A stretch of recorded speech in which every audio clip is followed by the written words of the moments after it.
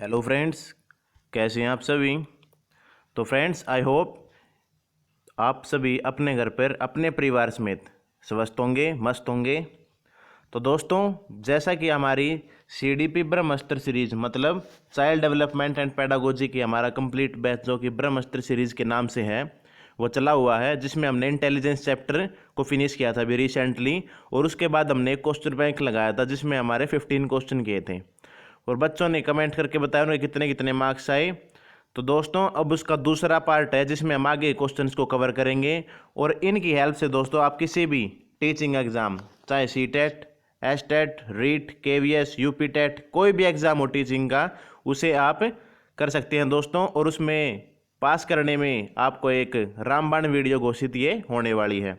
तो दोस्तों, उसके लिए हमारे चैनल से जुड़े रहें और चैनल को सब्सक्राइब करें और वीडियो को ज़्यादा से ज़्यादा लाइक और शेयर और अच्छे अच्छे कमेंट्स करके अपने मार्क्स बताएं कि आपके कितने मार्क्स आपको अचीव हुए। तो दो फ्रेंड्स, स्टार्ट करते हैं। और आज की वीडियो में आप पाएंगे कि बहुत अच्छे अच्छे प्रीवियस ईयर क्वेश्चंस जो कि विभिन्न एग्जाम्स में देखने को मिलते हैं वे आपको यहाँ देखने को मिलेंगे और आप अपनी जो आपकी तैयारी है उसको आप अच्छी तरह मेजरमेंट कर पाएंगे। तो फ्रेंड्स, स्टार्ट करते हैं। आज का पहला क्वेश्चन है दोस्तों, द फैक्टर जी, मतलब जो हमारा जी फैक्टर है, एक होता है एस फैक्टर, एक होता है जी factor, in the Spearman definition of intelligence stand for. दोस्तों, इसमें स्पीयरमैन का 2 फैक्टर थ्योरी है, जो उसका एक जी फैक्टर एक एस फैक्टर है। एस फैक्टर स्पेसिफिक फैक्टर जो कि मैंने आपको वीडियो में बताया था अपनी जो क्लास थी, लेकिन इसमें जी फैक्टर पूछा है इंटेलिजेंस स्टैंड फॉर। दोस्तों, बुद्धि का स्पीयरमैन परिभाषा, मतलब जो बुद्धि है उसमें जो स्पीयरमैन का है उसमें जी फैक्टर का कारक है आनुवांशिक बुद्धि मतलब जेनेटिक इंटेलिजेंस, उत्पादन बुद्धि मतलब जनरेटिव इंटेलिजेंस, और सामान्य बुद्धि जनरल इंटेलिजेंस, और वैश्विक बुद्धि ग्लोबल इंटेलिजेंस।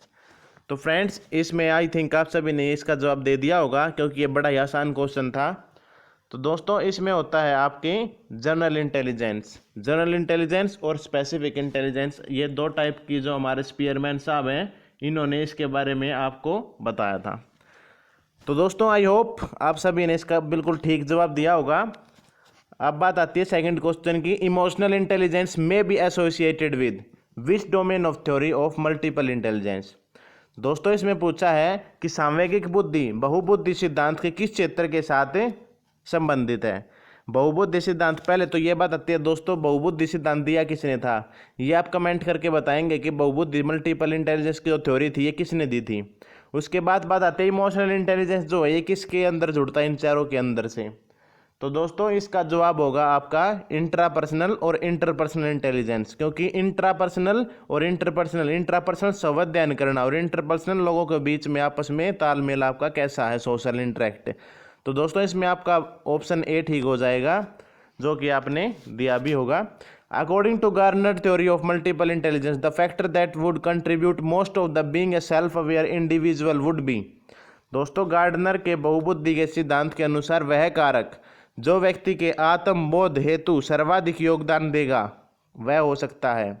सेल्फ अवेयर के बारे में अभी मैंने आपको बताया था, एक होता है इंट्रापर्सनल, एक होता है इंटरपर्सनल। दोस्तों, इंट्रापर्सनल में आप देखते हैं, इंटरपर्सनल में आप मतलब जो आप लोगों के साथ आपका सोशल इंटरेक्शन है वो, और सेल्फ अवेयर हमेशा आपका आता है इंट्रापर्सनल में, क्योंकि इंट्रापर्सनल में आप संवाद अध्ययन कर रहे हैं, आप कैसे चल रहे हैं, सेल्फ अवेयर कहीं कुछ गलत तो नहीं चल रहा। तो इसका दोस्तों आंसर हो जाएगा अंत है व्यक्ति। तो आई थिंक आपने इसका सभी लोगों ने इसका जो जवाब है वो बिल्कुल ठीक दिया होगा। और इसके साथ ही हम आगे वाले प्रश्न पर चलेंगे जो कि बेहद आसान है। The class teacher observe Raghav को ऑब्जर्व किया क्लास टीचर ने inner class playing melodious self composed music. Raghav क्या है, अपने मतलब जो स्वर का होता है अपनी कक्षा के राघव में एक कीबोर्ड पर स्वयं तैयार किया गया मधुर संगीत बजाते हुए देखा। The class teacher taught that Raghav seemed to be high in intelligence. तो क्लास टीचर ने क्या सोचा, क्लास अध्यापक ने विचार किया कि राघव डैश कौन सी बुद्धि में इंटेलिजेंट है। तो दोस्तों, आपको मैंने बताया था कि म्यूजिक से रिलेटेड कोई भी आ जाए तो वो आपका म्यूजिकल जो हमारे इंटेलिजेंस दी थी हमारे हार्वर्ड गार्डनर साहब ने बहुबुद्धि सिद्धांत दिया था, उसमें बताया था कि जो व्यक्ति बुद्धि मतलब जो व्यक्ति अपने अच्छे मतलब अपने अंदर से ही म्यूजिक कंपोज कर दे, उसके अंदर से एक अलग इंटेलिजेंट मतलब एक अलग हटके कोई चीज़ नज़र आए म्यूजिक के रिलेटेड, तो उसका म्यूजिकल इंटेलिजेंस हाई है। तो दोस्तों आई होप आप सब समझ गए होंगे और इस क्वेश्चन को आपने भली बाती किया होगा। इंटेलिजेंस इज दोस्तों a very simple and easy question. Intelligence क्या है? A set of capabilities, a regular and singular and generic concept, the ability to immediate मतलब दूसरों की नकल करना एक इंटेलिजेंस है। ए स्पेसिफिक एबिलिटी एक विशिष्ट योग्यता हमारी कैपेबिलिटी है, मतलब हमारी एक सबसे हटके जो एबिलिटी है वो हमारी इंटेलिजेंस है। दोस्तों a set of capabilities is known as intelligence. I think आप सभी को समझ में आ गया होगा इंटेलिजेंस क्या है। ए सेट ऑफ कैपेबिलिटीज है दोस्तों। तो आपने इस क्वेश्चन को कर दिया होगा। अब आप अगले क्वेश्चन पे आते हैं। Which one of the following illustrated A people with A linguistic intelligence. दोस्तों इसमें पूछा है कि which one of the following illustrated a person with linguistic intelligence. इसमें दोस्तों which one of the following निम्नलिखित में से कौन सा एक उदाहरण भाषिक बुद्धि वाले व्यक्ति को दर्शाता है? The ability to notice and make distinct among others, the ability to handle long chains of reasoning, sensitivity to the meaning and orders of words and the varied use of language, sensitivity to pitch, melody and tone. तो students very easy question. निम्नलिखित में से कौन सा एक उदाहरण भाषिक बुद्धि वाले व्यक्ति को दर्शाता है? पहला ऑप्शन आपका द एबिलिटी टू नोटिस, भाषिक बुद्धि के बारे में पूछा है। And make distinction among others, नहीं ये तो हो गया इंटरपर्सनल वाला। The ability to handle long chains of reasoning, नहीं ये रीजनिंग वाला हो गया। Sensitivity to the meaning and order of the words and varied use of language. दोस्तों इसमें पूछा था और ये होगा आपका म्यूजिकल वाला, तो ये भी क्रॉस हो जाएगा। तो इसमें आप देखिए meaning and order of words and varied usages of language, भाषा का उचित प्रयोग और उसके वर्ड्स को उचित प्रयोग करना। Two factor theory of intelligence is given by Alfred Binet, Spearman, Guilford, Terman. दोस्तों very easy question. Two factor theory of intelligence is given by Spearman. ये क्वेश्चन तो आप सभी को आता भी होगा आई थिंक। अब बात आती है army beta test is an example of. Army beta test जो है, आर्मी बीटा टेस्ट ये किसके अंदर आता है? मैंने आपको कराया था वीडियोस में कि army beta test individual verbal test of intelligence, group non verbal test of intelligence, group verbal test of intelligence और परफॉर्मेंस टेस्ट। तो इसके बारे में आप बताइए कि इसमें से कौन सा आपका जवाब होगा। जिन्होंने वीडियोस को अच्छी तरह देख रखा है वे इसका 1 मिनट में जवाब देंगे और इसका जवाब आप बताएंगे कि group non verbal test of intelligence में आता है आर्मी बीटा टेस्ट। तो very simple and easy question. आगे बढ़ते हैं।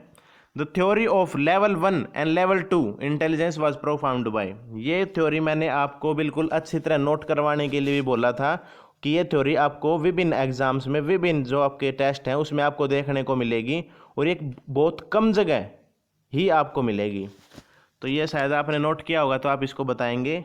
The theory of level 1 and level 2 intelligence was propounded by Jensen, Cattell, Guilford, Eysenck बोलते हैं वैसे इसको, जेनसन, कैटल, गिलफोर्ड, आइजेंक। तो जिन बच्चों ने वो नोट किया होगा, स्क्रीनशॉट ले लिया होगा उसका, तो उन्होंने बताया होगा कि इसका Jensen, the level of 1 and 2 Jensen. अगला friends, according to the Guilford SI model total number of factor that constitute to human intellect is. Guilford के अनुसार, एसआई मॉडल के अनुसार मानव प्रज्ञा का गठन करने वाले कारकों की कुल संख्या कितनी है? तो दोस्तों इसमें बड़ा कंफ्यूजिंग था, मैंने आपको बताया भी था कि आपने इसमें सीपीओ वाली ट्रिक को याद रखना है। और सीपीओ में आपने देखा था कि अंदर पहले तो इसमें अगर डायरेक्ट क्वेश्चन आए तो आपको 120 यहाँ पे सिलेक्ट करना। अगर 120 150 है तो अगर यहाँ पे 120 150 और 180 तीनों में से कोई एक होता तो आप इनमें से कोई भी एक चूज कर सकते हैं, लेकिन यहाँ पे दोनों है तो आप 120 के साथ ही जाएंगे।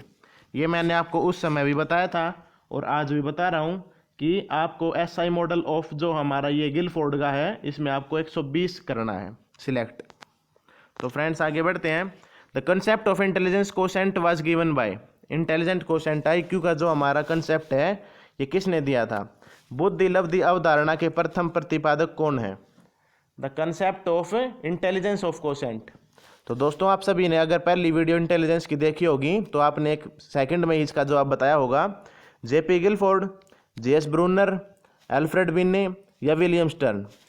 तो आई होप फ्रेंड्स आप सभी में से बहुत सारे बच्चों ने इसका जवाब ठीक दिया होगा और आप इस क्वेश्चन को भली भांति से परिचित भी होंगे। तो इसका जवाब है दोस्तों विलियम स्टर्न। आई थिंक बहुत सारे बच्चों ने इसका जवाब दे भी दिया होगा। The concept of intelligence quotient was given by William stern. आपने ये बताया होगा क्योंकि 1905 में अल्फ्रेड बिन्ने ने तो खोज की थी और विलियम स्टर्न ने IQ का कंसेप्ट दिया था। तो दोस्तों रिवाइज 1908 एंड 1911 बाय टर्मन। तो आई होप आप सभी ने इसका जवाब बिल्कुल ठीक दिया होगा। आगे बढ़ते हैं। Structure of intellectual SI model is developed by evolved by. तो दोस्तों प्रज्ञा का संरचना एसआई मॉडल का विकास किसने किया था? थर्स्टन, गिलफोर्ड, स्पीयरमैन या फिर गार्डनर। तो आपको इसका जवाब देना है। अभी करके आए थे और आप सभी को वेरी इजी क्वेश्चन है, आप सभी ने शायद इसका जवाब दे भी दिया होगा कि स्ट्रक्चर ऑफ एसआई मॉडल जो हमारा है वो 120, 150, 180 वाला है वो हमारा किसने दिया था? गिलफोर्ड साहब ने दिया था। और गिलफोर्ड साहब ने बताया था कि हमारी बुद्धि में जो है ये 3 प्रकार के कंपोनेंट्स होते हैं और जिसमें अंदर 180 उसके सब जो हमारे पॉइंट्स हैं वे हैं। और गिलफोर्ड साहब ने एसआई मॉडल इसका दिया था। दोस्तों आगे बढ़ते हैं। The concept of creative intelligence was given by. जो आपका कंसेप्ट है क्रिएटिव इंटेलिजेंस का वो निम्नलिखित में से किसने दिया था? सृजनात्मक बुद्धि, मतलब जो आपके अंदर किसी भी कार्य को करने के लिए सृजनात्मक क्रिएटिव बुद्धि है, ये किसने दी थी दोस्तों? तो ऑप्शन है Gardner, Guilford, Torrance, Sternberg. Gardner, Guilford, Torrance और स्टर्नबर्ग। इसका दोस्तों आंसर है स्टर्नबर्ग। और स्टर्नबर्ग साहब ने बताया था कि हमारी बुद्धि में क्रिएटिव इंटेलिजेंस भी अलग है, इमोशनल इंटेलिजेंस, मतलब इन सभी चीज़ों के बारे में बताया था। आपको ये चीज़ याद रखनी है कि जो क्रिएटिव इंटेलिजेंस है वो गार्डनर साहब ने दी थी और इन्होंने ही सबसे पहले बताया था कि जो हमारी सृजनात्मक बुद्धि है वो हमारे अंदर मौजूद होती है पहले से ही। अब बात आती है 14th क्वेश्चन की। The children whose intelligence quotient is above 140 will be criticise, मतलब कैटेगरीजाइज्ड इन कैटेगरी ऑफ। 140 से अधिक बुद्धि वाले जो बच्चे हैं उसको किस श्रेणी में रखा जाएगा? मोरॉन मतलब मूर्ख, एवरेज सामान्य बुद्धि, डल मंद बुद्धि, जीनियस प्रतिभाशाली। तो दोस्तों मैंने आपको जो हमारा जो ये IQ टेस्ट था उसका फार्मूला बताया था कैसे निकाला जाता है। पहले तो बता दो उसका कैसे वो एस्टेब्लिश्ड हुआ था, कब हुआ था और कब वो रिवाइज हुआ और किसने किया। उसके बाद बात आती थी IQ लेवल्स की, क्या उसकी रेंज है। उसके बाद बात आती थी IQ रेंज के अनुसार कौन कौन से बच्चे आते हैं, ये भी मैंने आपको बताया था। तो आई थिंक जिन बच्चों ने अच्छी तरह वीडियो देखी होगी वो अच्छी तरह बताएंगे कि जिनका 140 से ज़्यादा होता है वे सारे जीनियस स्टूडेंट्स कहलाते हैं हमारे। जैसे आप में से भी बहुत सारे स्टूडेंट्स होंगे जीनियस, और आप सभी एक जीनियस स्टूडेंट्स हैं अपनी किसी न किसी अच्छी फील्ड में। तो फ्रेंड्स आगे बढ़ते हैं। कैरेक्टरिस्टिक्स ऑफ क्रिएटिविटीज़, सृजनात्मकता की विशेषता क्या क्या है? Characteristic of creativities, originality, flexibility, fluency, all the above, ये सभी हैं।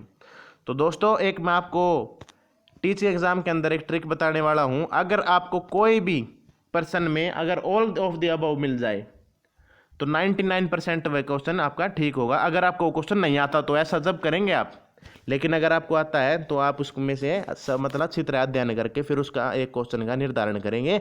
लेकिन अभी आपको यहाँ पर दिख रहा है कैरेक्टरिस्टिक ऑफ क्रिएटिविटी 2% है, ओरिजिनलिटी है, हाँ फ्लुएंसी है, फ्लेक्सिबिलिटी है, तीनों है। तो आपका ये क्वेश्चन बिल्कुल ठीक हो जाएगा फ्रेंड्स, आपका ये क्वेश्चन ठीक हो गया। अब बात आती है क्रिएटिविटी थिंकिंग इज ऑलवेज। दोस्तों इसमें पूछ रहा है हमारा सृजनात्मक चिंतन सदैव होता है, कैसा होता है आपका सदैव चिंतन, मतलब सृजनात्मक चिंतन कैसा होता है? तो आपका जो क्रिएटिव थिंकिंग है वो आपकी हमेशा डिस्ट्रक्टिव होगी, कंस्ट्रक्टिव होगी, कन्वर्जेंट होगी या फिर मोनोटोनस होगी, एक सत्ता। तो दोस्तों आपका इसका जवाब हो जाएगा, आप सभी ने दे भी दिया होगा कि जो हमारी क्रिएटिव थिंकिंग होती है वो आपकी रचनात्मक बुद्धि होती है, कंस्ट्रक्टिव रचनात्मक बुद्धि होती है। और इसके अंदर ही आप किसी भी चीज़ की किसी भी टास्क को एक क्रिएटिव तरीके से कर पाते हैं क्योंकि आपके अंदर क्रिएटिव थिंकिंग है। इसका मतलब जैसे बोलते भी अगर कोई बच्चा शुरू से ही किसी चीज़ को मतलब तोड़ने मरोड़ने उसका अध्ययन करना स्टार्ट कर दे तो उसके अंदर बोलते हैं कि ये बच्चा क्रिएटिव थिंकिंग वाला है, इसके क्रिएटिव बनेगा ये बच्चा। तो ऐसा दोस्तों सदैव हमेशा बचपन में ही देखा जाता है। और आपको तो फ्रेंड्स आज के लिए आपके 16 क्वेश्चन थे। तो आप 16 में से कितने आपके ठीक हैं, कितने आपने अटैम्प्ट किए वे आप बताएंगे। और इंपॉर्टेंट क्वेश्चन को आप स्क्रीनशॉट या फिर कहीं अपने डायरी में लिख सकते हैं दोस्तों, नोट कर सकते हैं। तो फ्रेंड्स आई होप आपको ये सभी समझ में आ गया होगा और ये अच्छी तरह आपने आपका एनालिसिस या फिर अपनी मेजरमेंट खुद ही कर ली होगी। तो आज की वीडियो में बस ये 16 क्वेश्चन थे। इस वीडियो को आप ज़्यादा से ज़्यादा लाइक करें, शेयर करें और चैनल से सब्सक्राइब करें, ताकि आने वाले जो आपके लिए वीडियोज़ आने वाली हैं उनके लिए आप जुड़े रहें। और किसी भी टीचिंग एग्ज़ाम के लिए आप इन सभी से जुड़ सकते हैं दोस्तों।